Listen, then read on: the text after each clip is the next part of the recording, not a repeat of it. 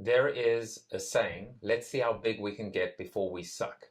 It's jarring. I know it's jarring, but I felt that there needed to be a little bit of tough love right now with respect to the corporation and some of the growing pains or maybe the challenges facing the corporation. So I wrote a book called Built to Suck, based on the fact that right now, my fear, and I think it's a very real fear, is that corporations are failing. They're failing fast. They're failing faster as well. There are only roughly about 53 or 54 companies left in the Fortune 500 from the original list in 1955. So we're seeing them falling and failing like flies. And so I wanted a book that would get their attention and allow them to pay attention and take action. Okay, The fourth horseman of the corporate apocalypse, or the corporate apocalypse, if you will, could be you. It could literally be you. You're the person who makes the decision. The buck stops with you.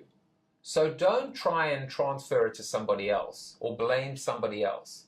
Look in the mirror and take stock and make the change. Be the change. However, when it comes to being able to sell it through, I talk about 4 different types of directions.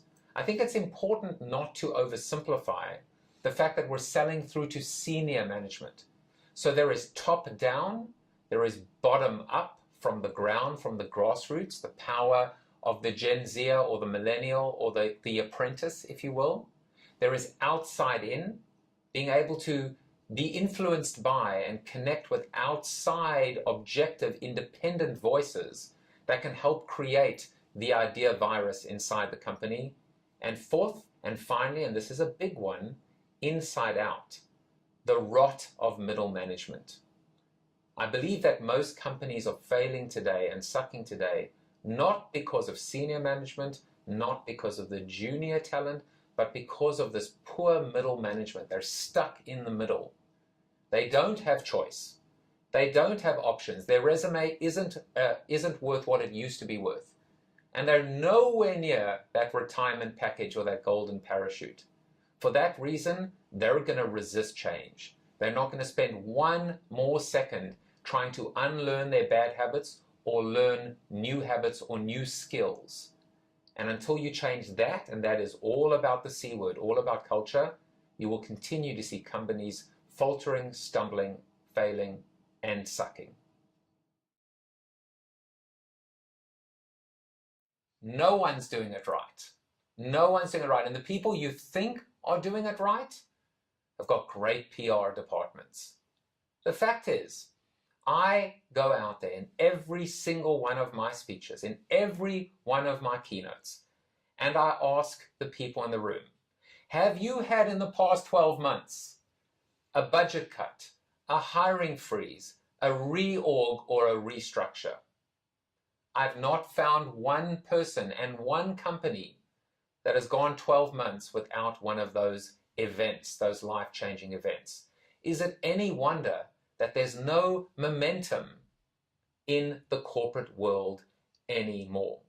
So if a company is doing it right now, they surely won't be doing it right tomorrow, and they definitely weren't doing it right yesterday. To be honest with you, I'm not sure that the corporation can be saved, because the corporation is its own worst enemy. The culture of the company is not built to last, it's built to suck. The key to success is to suck less. That's the tagline for this book, in a sense. It's not really rocket science. In Built to Suck, I talk about 4 pillars that I think can prop up the winners from the losers.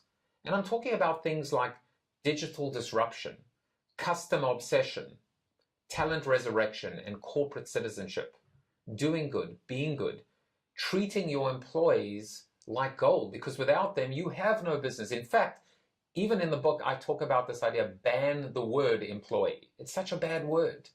These are not employees that are subservient. These are partners. These are entrepreneurs in training. How do we harness that entrepreneurial spirit?